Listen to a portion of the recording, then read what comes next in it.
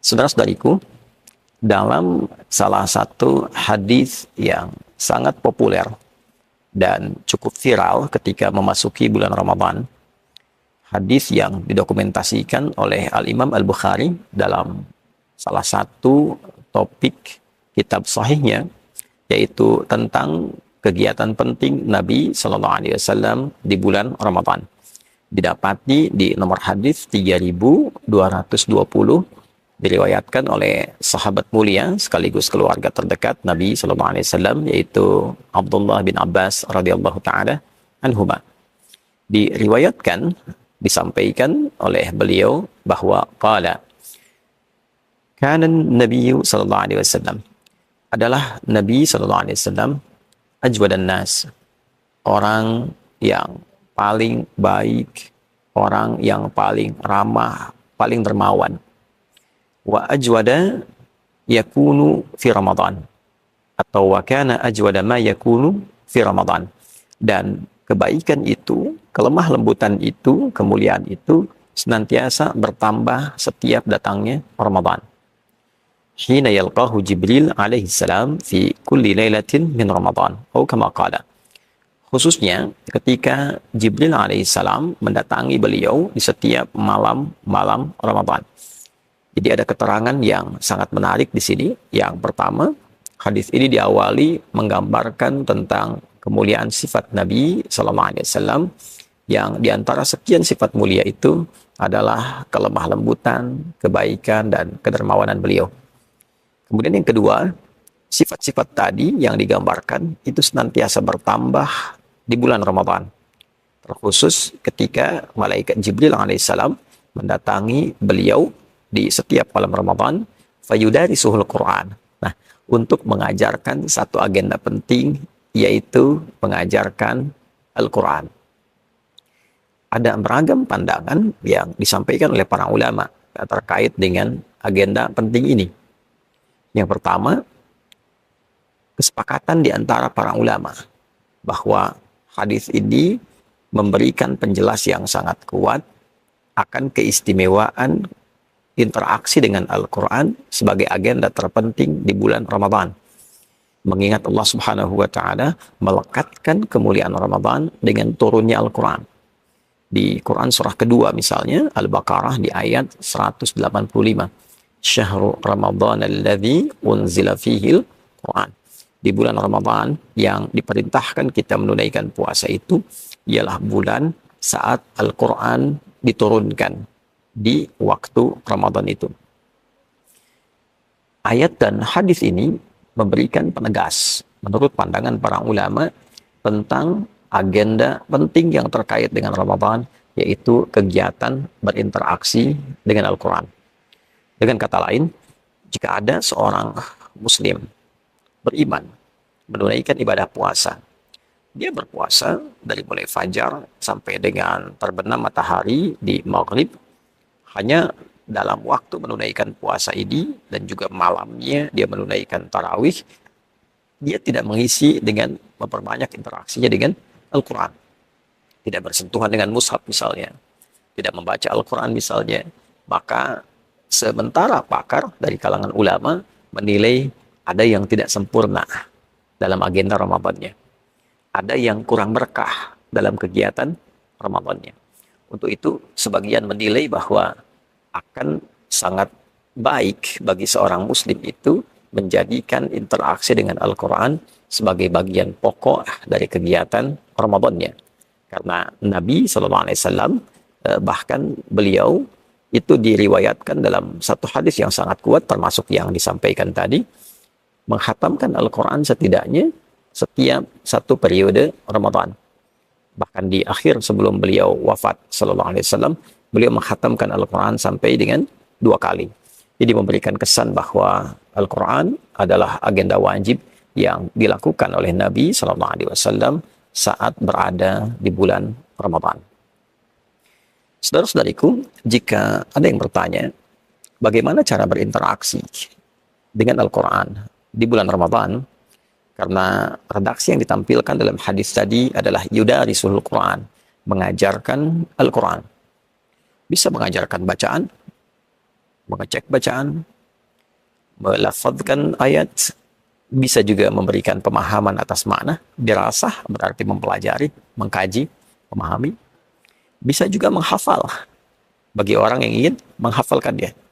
Maka bila kita gabungkan ketiganya, kita dapati bacaan yang tidak disertakan dengan pemahaman, yaitu qiraah secara umumnya. Yang kedua, kajian yang menyertakan bacaan terbatas, namun meluaskan pemahaman di dalamnya, disebut dengan tilawah. Dan yang ketiga, upaya untuk menghafalkan Al-Quran, lafzan secara lafadznya, pun bila memungkinkan disertai dengan makna. Itu yang disebut dengan tahfidz. Dari ketiga ini, kita bisa batasi bagian pertama dulu untuk jumpa saat ini, yaitu bagaimana mengagendakan bacaan Quran secara positif dan efektif sehingga bisa berhasil saat sampai di akhir periode Ramadan. Teman-teman, ada beragam cara yang dilakukan masyarakat. Terkadang juga sesuai dengan tradisi dan kebiasaan di beberapa tempat.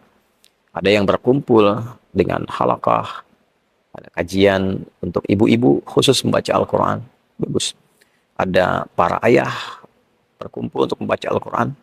Bagus. Di sini ada dua hal yang digarisbawahi dalam hadis yang dimaksudkan. Baik itu bacaan ataupun juga pengkajian, pun demikian dengan hafalan, selalu garis utamanya adalah ada guru yang membimbing. Sehingga dalam hadis ini diberikan penekanan Jibril alaihissalam memberikan pengajaran kepada Nabi. Hina yalqahu Jibril alaihissalam fayudarisuhul Quran. Ketika Jibril alaihissalam menjumpai Nabi sallallahu alaihi wasallam, lantas mengajarkan kepada beliau Al-Quran. Nah, memberikan pengajaran artinya ada murid, ada guru. Mendapatkan pengajaran dari murid kepada guru. Ini memberikan sebuah kesan yang sangat kuat bahwa yang dituntut dalam Islam, dituntut dari Al-Quran bukan berapa banyak harus dihatamkannya. Nabi bisa saja menghatamkan selama periode Ramadan 5 kali, 10 kali, 20 kali, 30 kali, seorang Nabi, Rasul. Tapi tentu alasan pertamanya, jika beliau menghatamkan dengan durasi tertentu, maka itu akan menjadi sunnah. Sehingga tidak ditunjukkan banyaknya khatam, sehingga tidak memberikan beban kepada umat di kemudian hari. Seakan-akan kalau khatam 10 kali, sunnahnya mesti 10. Ya. Jadi batasan satu memberikan kesan setidaknya khatam. Tapi itu pun memberikan sebuah isyarat kualitas. Satu berkualitas, satu ada guru. Jadi kalau belum bagus betul bacaannya, belum pandai betul membacanya, maka dianjurkan yang diberikan penekanan adalah kualitasnya. Baca Quran, di depannya ada guru. Dia menyimak apakah benar bacaannya. Kalau benar, teruskan. Kalau kurang benar, perbaiki. Maka ketika ia mencoba untuk belajar dengan pola demikian, hadis lain mengatakan setiap hurufnya digandakan 2 kali lipat. Walladzi yatata'ata wa huwa syaqqun 'alaihi falahu ajran. Orang yang berusaha membaca Al-Quran dengan benar, sehingga bahkan lisannya mesti terbata-bata dibimbing, maka dia diberikan 2 kali pahalanya. Bila setiap hurufnya 10 kali 2. Ya, dibacakan misal alif lam mim, diperbaiki mim, ya, dia baca sekali lagi. Dari bacaan pertama itu sudah mendapatkan 2 kali pahala.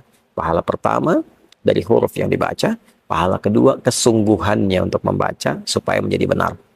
Jadi kalau satu huruf 10, alif, lam, dan mim 3 huruf, standar 3 kali 10, itu 30 kalikan 2 lagi.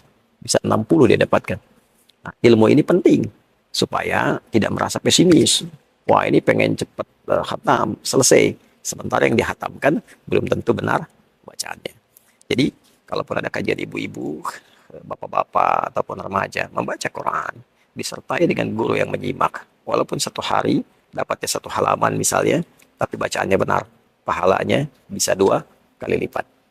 Nah, jadi ini bagian pertama. Yang dituntut adalah benarnya bacaan, sehingga benar dilafadzkan, ya, benar dihadirkan, dan benar ketika ditampilkan dalam ibadah-ibadah yang lain, semacam sholat khususnya.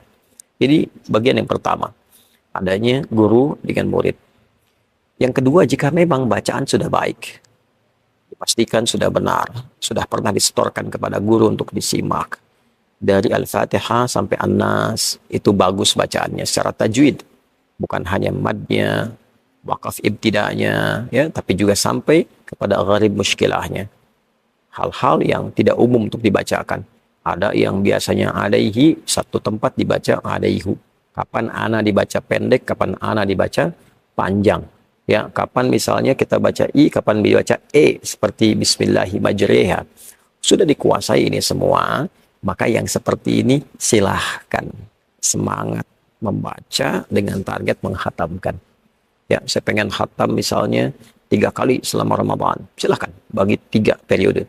10 hari pertama itu bisa digunakan untuk 1 kali khatam. Jadi 1 hari bisa 3 juz, hari kedua 6 juz, 10 hari selesai 30 juz. Saya ingin menghatamkan misalnya setiap pekan saya bisa hafal Al-Quran. Dalam konteks membaca, khatam. Ya, boleh, silahkan. Bisa dibagi misalnya dari Sabtu ketemu Kamis, 6 hari. Per harinya bisa 5 juz, 5 kali 6, 30. Jumat diisi untuk berdoa. Sehingga periode Ramadan setidaknya bisa khatam sebanyak 4 kali. Demikian seterusnya.